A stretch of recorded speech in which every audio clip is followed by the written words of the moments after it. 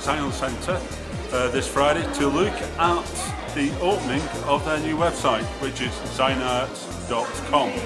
So we're going to chat to a few people and see what happens. See you soon. Good evening everyone, can everyone hear me? Yeah. Welcome to Zion.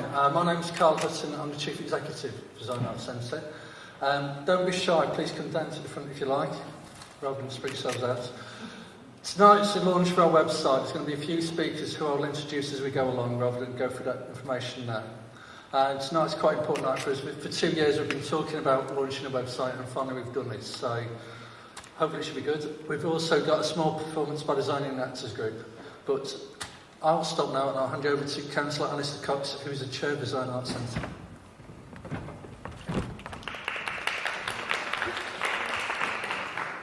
Thanks very much. I'm really glad to welcome you here this evening. It's nice to see so many people turning out for such an important event. I've been chair of the Zion board for a couple of years now, or nearly a couple of years, and I'm very proud to be chair of the board of an organisation which I think has a very important role to play in the cultural life of this city. Before becoming a chair of the board, I'm a councillor in Moss Side and had very rarely visited the Zion Centre. Us politicians, we're very restricted in our lives in terms of our wards and where we live. And it's like, involving having a passport to move from Moss Side into Hulme. But I was very glad to come into Hulme and to see the kind of work that the Zion Centre was doing. Hello everyone, my name's Alan Holding. I work at MDDA. Just talk about what that is. MDDA is part of Manchester City Council. We've been going since about 2003. Staff of about 15 of us. We're part of the regeneration division of the council, as it's called in council speak. And what that means is we help the regeneration agencies who do a lot of physical regeneration, things like that, to see how they can use technology and that to help with the regeneration of the city.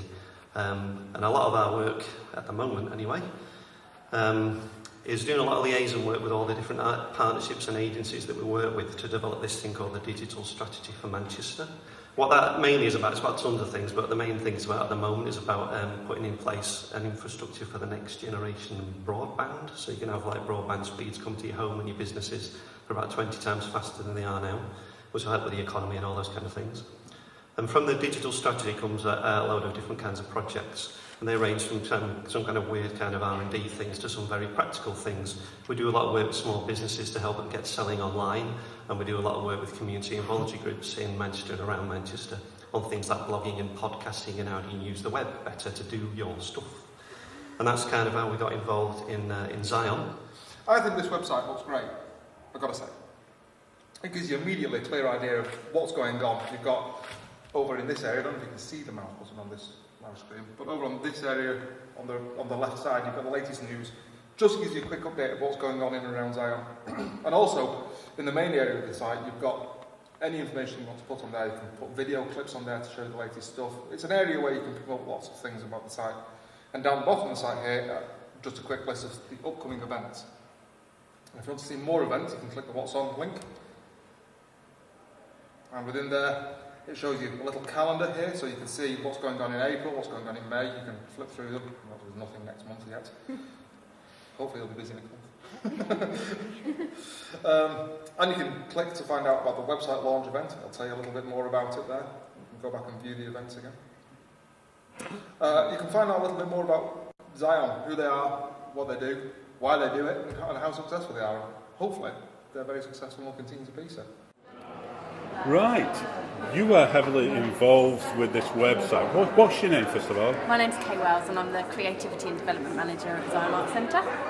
And how have you been involved with the website? Well, my post actually started in January, so I've only been here a very short period of time, but when I came along to Zion and started in January, they were already very much into the process of doing the website, and obviously it's a very important part of our work within the creative team, and so coming alongside Caroline when she was already at the point of having the tender brief ready and everything, I got involved when we were interviewing the 26 people who applied to actually do our website, and it's just been fantastic working alongside MDDA and then obviously shortlisting and getting to the point where we were working with iChameleon before this, you was on MySpace. How long have you been on MySpace? We've been on MySpace probably about 8 months or so, and then Facebook probably in the last 3 or 4 months as well. So that's been kind of a lead into that, was that we recognised the need to be involved in social networking sites, but we wanted to have much more of our own identity with that as well. And we see that the website's going to continue to work alongside Facebook and MySpace and complement those sites. We're not trying to draw young people away from using them, but what we're trying to do is also have our own identity within that. So the Zion website achieves that, I think.